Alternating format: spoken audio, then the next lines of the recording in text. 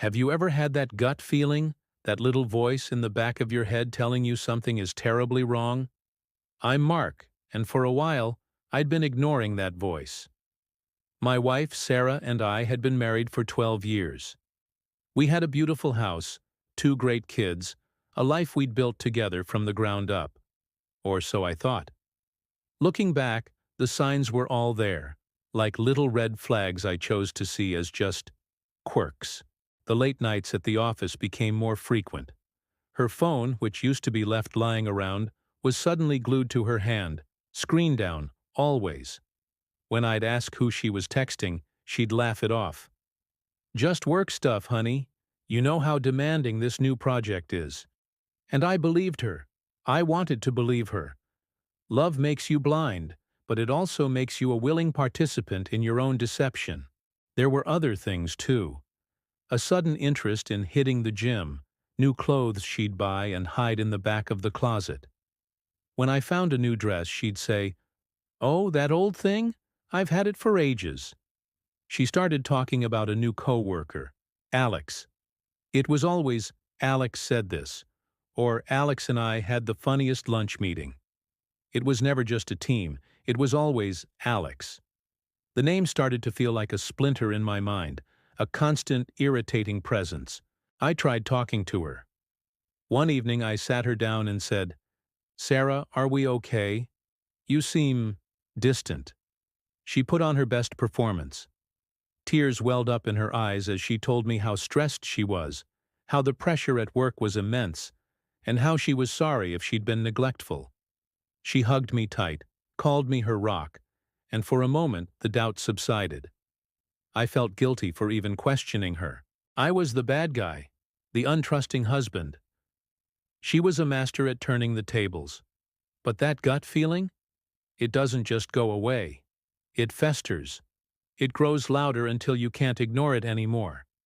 The breaking point came on a Tuesday. It was our anniversary and I had planned a surprise. I came home early, flowers in hand, ready to cook her favorite meal. The house was quiet. The kids were with my parents for the night. I walked into our bedroom, and there it was. Her work laptop, open on the bed. Usually she guarded that thing like it was the key to a fortress. But she must have left in a hurry. A notification popped up on the screen. It wasn't from her work email. It was from a messaging app I didn't recognize, one of those encrypted chat programs. The message preview was just a name, Alex, and a single sentence that made my blood run cold. "Can't he wait to have you all to myself again tonight?" My heart hammered against my ribs. My hands started to shake.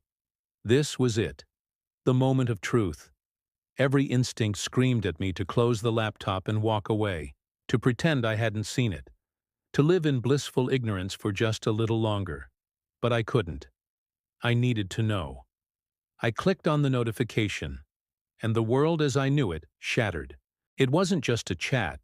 It was a novel. Months, maybe even years of conversations. It was all there, in black and white. Their secret lunches weren't about work. The late nights weren't for projects. They were for him. They had a whole secret life. They talked about everything. They shared inside jokes, pet names. They even had a name for me, the Warden. They laughed about how I was so clueless, how easy I was to fool. "He'd believe anything I say," one of her messages read, followed by a laughing emoji. Each word was a physical blow. I scrolled and scrolled, feeling sicker with every line. They had planned trips. Future getaways, they called them. They talked about a future together, a life without me and the kids. She had sent him pictures, intimate photos I had never seen, photos she took in our home, in our bed. The betrayal was so profound, so absolute, it felt like I was drowning. The woman I had loved, the mother of my children, was a complete stranger. The worst part wasn't just the cheating, it was the lies, the intricate web of deception she had woven around our entire life.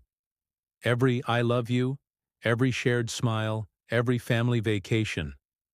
Was it all a lie? I felt like a fool, an actor in a play where I was the only one who didn't know the script. The foundation of our 12-year marriage wasn't built on love and trust. It was built on her lies, and my naive willingness to believe them. I sat there for what felt like hours, just staring at the screen, the flowers I'd bought wilting on the nightstand. The love I felt for her was evaporating, replaced by a cold, hard knot of anger and grief. I wasn't just losing my wife. I was losing my past, my present, and the future I thought we had. Then I heard the front door open. "Mark, you home early?" Her voice, once the sweetest sound to me, was now grating. She walked into the bedroom, a bright smile on her face. The smile faltered when she saw my expression. Then her eyes darted to the laptop. The color drained from her face. She knew. There was no shouting, no screaming. I was too empty for that. I just looked at her and said, "The warden knows." Her face crumbled. The act was over. The lies had run out. For the first time I saw the real Sarah. Not the loving wife, not the stressed executive, but a woman who had systematically destroyed the life we built for a cheap thrill. The conversation that followed was the hardest of my life. The excuses came first, then the blame shifting. It was my fault. I wasn't paying her enough attention. The pressure of being a mother was too much. But I wasn't listening to the words anymore. I was looking at the chat history, at the evidence of her double life. I told her it was over. There was no coming back from this. The trust was not just broken. It was annihilated. The home we shared was no longer a home. It was a crime scene. The days that followed were a blur of lawyers and painful conversations with our kids. Explaining to them that Mommy and Daddy wouldn't be living together anymore was the single most difficult thing I have ever had to do. How do you explain a betrayal like that to a child? You can't. You just try to shield them from the fallout as best you can. People say time heals all wounds, but something like this leaves a permanent scar. It changes you. For a long time I was filled with bitterness. But slowly, I started to heal. I focused on my kids, on rebuilding a life for us that was based on honesty. I learned to trust my gut. That little voice that warns you, it's usually right. Looking back, finding that hidden chat was devastating, but it was also a liberation. It ended a marriage built on lies and allowed me to start building a future built on truth. It's a painful journey, but it's my journey. And for the first time in a long time, I'm in control of the narrative. The warden is finally free.